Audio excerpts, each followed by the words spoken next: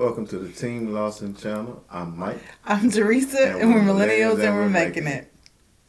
On our channel, we discuss all things that meet within the intersection of millennials, marriage, and special needs parenting. We also want to create a community that's both inclusive and encouraging.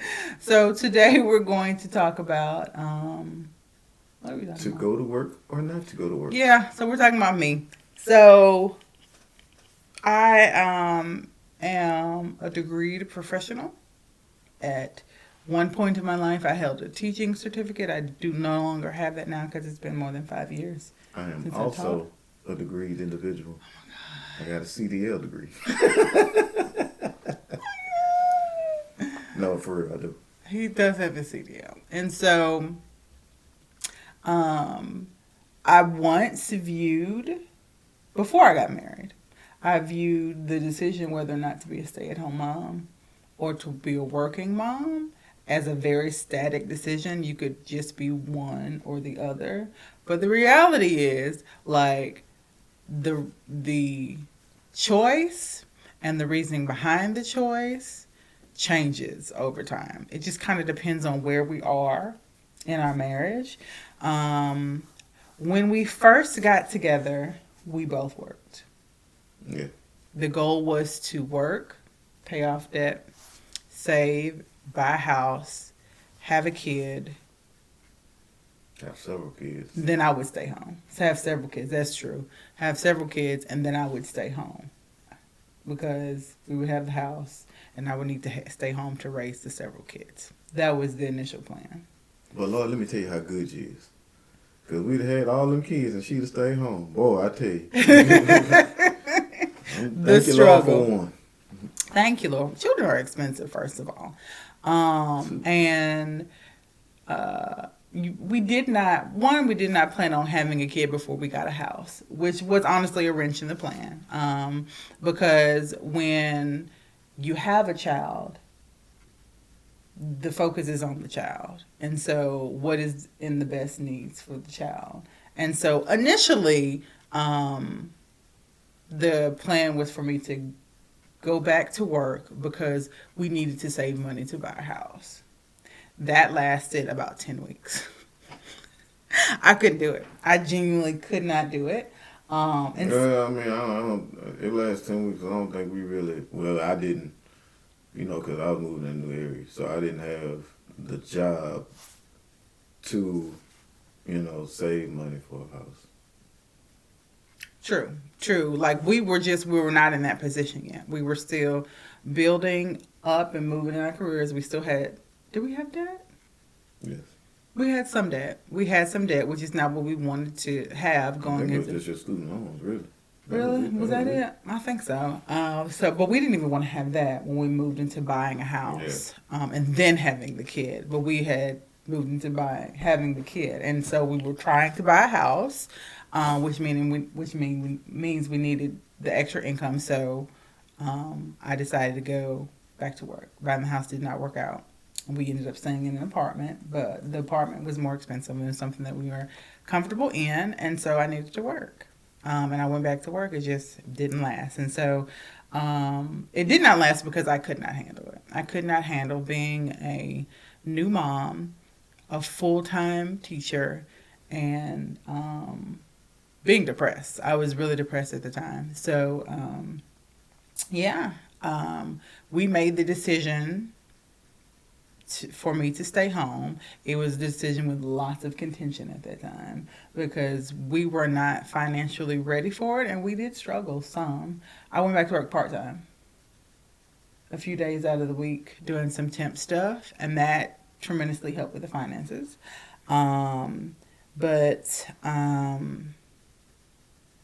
The first time that I decided to stay at home, it was tough for both of us. Mm-hmm. Yeah. He was dealing with being the sole breadwinner and ends really not meeting. And I was dealing with him, who was quite unhappy about being the sole breadwinner and ends not meeting. No, Don't do that. No. What? That ain't. And I was unhappy because I was killing myself. That was the only. I ain't had no problem being a sole provider. Mm-hmm. I was killing myself to do it, and I don't. I don't think. And it's just my opinion. I don't think no man should have to nearly kill himself to provide for his family. You know what I'm saying? I don't believe in that. I mean, the people I done watched, you know, growing up, even though they was sole providers for their family, man, they wasn't killing themselves to do that. Now you had to make some sacrifices. I give you that. Yeah. Now I can't complain about the sacrifice. I learned in my sacrifices, but man, you shouldn't have to kill yourself to provide for your family. Don't do that. I mean, thank God he opened better doors for me to better do what I was doing, but like I say, fellas, you don't have to kill yourself to do that. If you see that you killing yourself to take care of your family, it's time to move from that job. It don't take that. So the compromise was I started working part-time, which really helped. The little bit of extra money really helped. And like I learned because it was just a temp job and I never felt like it was beneath me, but my idea for a job was I really enjoyed the job I was at. I was working at I enjoyed picking you up. What? Getting out of going to pick you up before I had to go to school. Yes, so we'll talk about him going to school. So I just did temp work, answering the phones for office that was about to be sent to work remotely. So they were about to shut down the office, basically. They were downsizing in the Office of Aging and Adult Services. So it's funny because I still work in the same industry now. Mm-hmm. So I was just answering the phones a couple of days out of the week. And I was working with the temp office who like really appreciated my work ethic. And so she really, like, when I told her, like, because I had another temp job that was 5 days a week and it was hard. And I was like, I can't do it. She was like, I'm finding something. And so she did. And I appreciated her for finding me something. I can't remember her name. I probably still have her email, but if you're watching this, thank you. I think maybe Carolyn was her name. But it was the compromise that we needed. We needed more money so he didn't have to work so much overtime. And we also, I needed to get out of the house some. I was depressed. So it kind of worked out. But the job itself, like I felt that when I had a job, it had to be in my degree. I have a degree in public relations with a minor in communication studies. I worked for the State House of Representatives in the Public Information Office. I have a teaching certificate, and I taught middle school or English and then adult education for 5 years. So, like, I have used my degrees and certificates, but in that particular instance, that's just not what we needed. Like, we just need a little bit of extra. I need to get out of the house a little bit and take some of the load off my husband. And so it did not require me using my degree. I just needed to answer the phone and be there during the lunch hour when they went out to eat. Simple. And I had my mom to watch the kid free of charge, which was amazing. And she loved coming to watch her baby. So yeah, it just kind of worked out. And then Michael started going back to school because he wanted to get his CDL and drive trucks. He still has a CDL. He does not drive trucks. Only if need be. It's something that we could always fall back on. They'll always need CDL drivers. But his first job was requiring us to move to Baton Rouge. We would not have my mom to watch Mason. And my only stipulation was, if we're moving to another city, I'm not leaving my child at somebody's daycare just to work full time to pay for somebody's daycare. Because literally, on a teacher's salary, that is what I would be doing. I would be going to work just to pay for daycare. And like, it didn't make any sense to me. So I stayed home. That was the second time I made the decision to stay home. And it was honestly longer than I wanted to. My goal was to stay home until Macy got into school and then go back to work full time. Because when she's in school full time, I can work full time, right? Wrong! And during that time, we went through some financial struggles or whatever, but we were both in agreement on the decision for me to stay home. Was it easier for you that second time? No. No, coming to the decision, because I know you would have preferred that I went to work, stayed going to work the first time, but the second time, no. Oh gosh. I'm just being real. No. So basically, you don't want your wife to stay at home. No, that's not what I'm saying. Okay, well, explain it to us. I'm saying I think, and this is my opinion. Ladies, don't attack me. Please don't come for me. I'm not trying to be disrespectful. Don't take it. I think now, unless you can financially handle that, I mean, cool. But I feel like I think you need to be in a good financial place. I'm not saying you got to have a top-notch job, but you need to have. I believe you need to have a job to where, you comfortable. You know what I'm saying? So y'all can pay all the bills, and you still comfortable enough to for your wife to stay home or whatever. Like I said earlier, it don't make sense for you to come to an agreement. You know what I'm saying? Now, my situation was different. But I'm just speaking on. How was your situation different? Well, my situation was different. Like you said, we had a special needs kid, and she needed that. You know what I'm saying? So, that had to be done.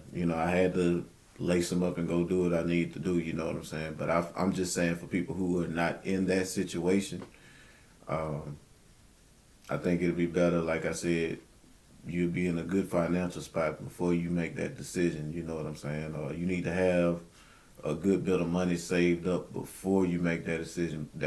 Because, like I said, rainy days come when you the only person working, and your wife at home say something happened to the car. You gonna have to lace them up, and that's a lot of overtime you got to work to try to fix that one problem. But you still got your bills rolling in and things like that. So all I'm saying is just make sure you're in a good financial spot before you make that decision to let your wife down. I think that helps out a lot. You know what I'm saying? And y'all not butting heads, or you not envious because she's staying home or whatever, and you going to work. You just make sure you in a good financial spot. That's all I had to say. Other than that, I don't have a problem with my wife staying home. I just, me, I like to be in a good financial spot and be comfortable. What is this one job that you're thinking of? Like, do you feel like it is different from any other couple who has one spouse that stays home? I know financial reasons is one of the top leading things for divorce. Mm-hmm. You know what I'm saying? So. No, that's not the question I'm asking. The question I'm asking is, what do you think it's like for other couples who make the decision for one spouse to stay home? I mean, that's a good question, but I can't, like I said, I can't speak for you. Know other couples. No, you do. Well, but like I said, I think the couple that you thinking about, I already know they had their struggles too, but like I said, I know multiple couples. Brother man got, my homie, you know who I'm talking about. I mean, Law was taking good care of them. You know what I'm saying? He was getting promotions and stuff. I was too, but like I said, I don't think my promotion was his. You know what I'm saying? But I think you have a warped view of what it is for other families to make the decision. And I think no. No, I'm saying I'm just speaking my opinion. No. I think your view, your perspective comes from that of the single provider with only one other example. But I think financial struggle is par for the course especially in the beginning, when families make the decision for one parent to stay home with their kids. Like, there are very few Americans, maybe like 20%, who can make that decision and it not be a financial struggle. 80% of parents, when they make that decision, it is a financial struggle. No, I'm not saying, no.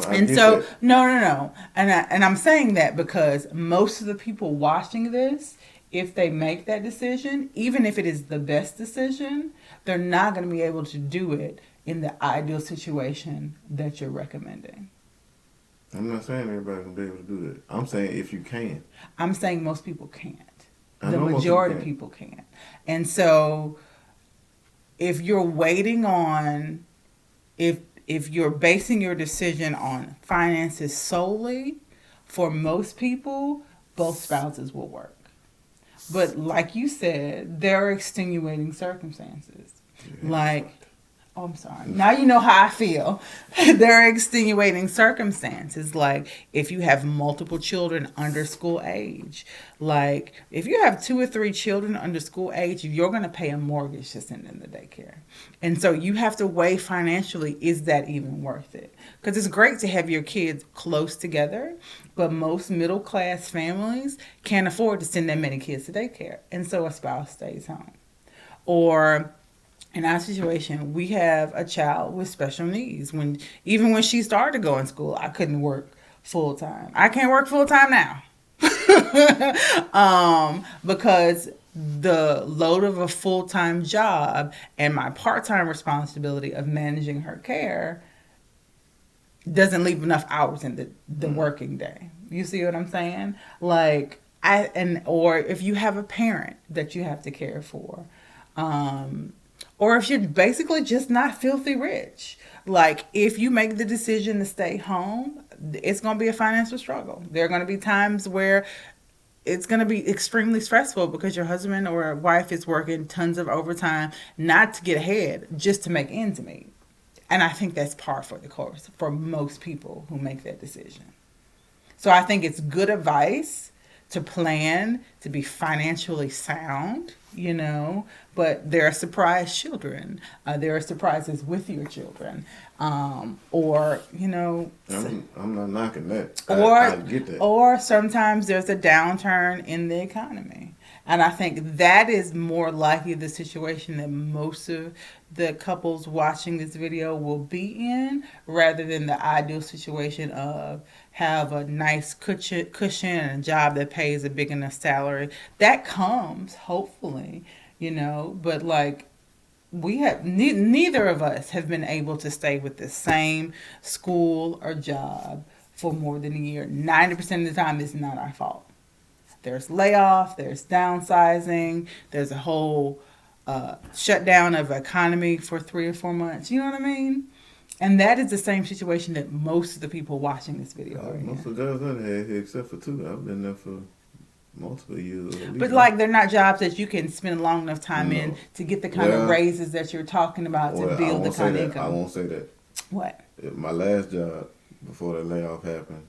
But there was the layoff.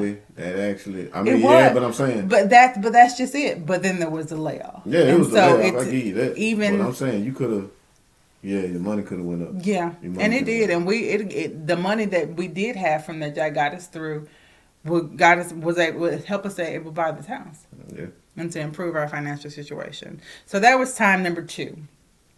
When we moved here, and I wanted to make sure that Macy was taken care of while she was young, and then when I was ready to start putting her in daycare and stuff like that and go back to work, we got the diagnosis that she was autistic, and so that totally changed our mindset now. And so now we're here at time number 3 where we have decided for me to stay at work. And it was a mutual decision, I think. I would love to be at home. Honestly. But I don't think that I want to be at home right now. I have a job that I like. First of all, that helps, having a job that you like. I am also depressed again, and then having a job that I like gives me something to get out of bed for. That's always helpful. And then 2, like my husband likes having a wife that works. That help. You do. That help. I mean, I appreciate the help, but I've been telling you, whenever you're ready to leave, leave. I know, I believe that, but that 2 things can be true. I like having extra money. I ain't gonna lie to you, but right. I'm not saying it. But you also like you like being able to say that I work. You like being able to. I don't. He does. Theresa, no. He does. The only reason I like you can take pride in the fact that I have a job. I appreciate that, but I'm saying when we first, let me tell you about my husband. When we first got together, and he had his job. Can't tell what job you had without you being offended. No. Okay. I don't even know what you're talking about. Let me say this before she get into this story. No. When they would be like at work at your first job, when we were first dating, they would be like at work, man, how'd you pull her? That part. No, don't mention that. Why? No, I'm saying you can tell the story. Don't mention where I was working at. I ain't trying to get no lawsuit. Okay, so I won't mention where he was working at. But the job that he had, can I tell you what you were doing? Yeah, I was pushing baskets. He was pushing baskets outside a particular establishment that shall remain nameless. But like, I would pull up to pick him up for Bible study, and his coworkers would be like, "Hey, how'd you?" Bible study, man, you come there and hang out with me at work. I did, because he was cute and he was outside and nobody could tell. But they would be like, man, how'd you pull a teacher? Because I had a degree, I had a good paying job. And so he liked telling the story of his degreed wife who had a good paying job that believed. We were married. I know we were dating, or his future wife that believed in him enough to take a chance on the guy. Fast forward 10 years. Fast forward 10 years later, even though he can buy me a house and he takes care of my car and makes sure that I have the clothes that I want. It's like, that is a ego boost for him, but it's also ego boost to tell about his wife who's a supervisor. Wait a minute. What? Ego boost for me? It is. No, he enjoys talking about how, like, when I try to fuss at him for not buying me flowers, no, there are no flowers on the shelf. He's like, woman, I bought you a house. He enjoys to say that. I tell you, no. He enjoys it, and I love to see him enjoy it. What? Now, the only reason I say that was because that was my part of the agreement. You said, if I buy you a house, I don't have to buy you nothing else. That came out of your mouth. So whenever she asked for flowers and all that stuff, I hold up. I kept my end of the deal. But I still want flowers. You can get flowers. You can have all the flowers you want. But just know, I kept up my end of the deal. It ain't got nothing to do with feeling good or bragging. No. I'm letting you know I fulfilled my obligation. He likes to brag about it. Mm-mm. But he also likes to tell about basically his wife who could do the same thing for him. Because she has a degree. Because she's a supervisor at her job. She's a boss. That's not what I told people. I'm really not. He enjoys to tell. I did not tell people that. Like, when they asked me how I did that, I said, all you got to do is keep your nose clean. The Lord going to bless you. No, I'm talking about now. I'm talking about now. I don't say all that now. He does. He enjoys it. And so I like to see him enjoy it. I like to see that, even though, honestly and truly, if I were to get fired from, we figured this math out today. If I were to get fired from my job today, I would make more on unemployment than I get paid at my job, because I work part-time and I work in the social work field. And that's not with the extra money for Corona. Like with the regular $247 unemployment, I would make more. And so, like, it's not so much the money, because I would make more if I stayed home and our income was lower and Macy got her SSI check, because she qualifies for it. We just make too much money. Like, her SSI check most of the time will be more than my paycheck. That doesn't bother me, because I'm not working for the money. I'm really working for the mental relief from my husband, that he does not have to do it alone. And it's a really flexible gig, and it looks good on the resume, and I like my job. I like my coworkers. I like my bosses. I like the work that I do. And so it makes it not so much work. Yeah. And so we've made the decision that right now is a good time, while Macy's in school full time, for me to start working again, start building up my resume, all that good stuff. And I think for right now, that is the best decision, even though it's not the highest paying job. And technically, it ain't my degree. I use my degree, though, at work, because I do a little bit of everything. But, like, I'm not quite back to the stage where I can get a full-time job with a full-time workload in my degree of choice, but hey, this will do for now. Thank you so much for watching, guys. Don't forget to follow us on our social media pages. On Instagram, it's Team Lawson 225. Facebook, Team Lawson. Share this information with someone who may need it. We have all kinds of information, all kinds of fun things on this page. Share it with somebody. Like, share, and subscribe. And hit that notification bell. God bless you. We'll see you in the next video.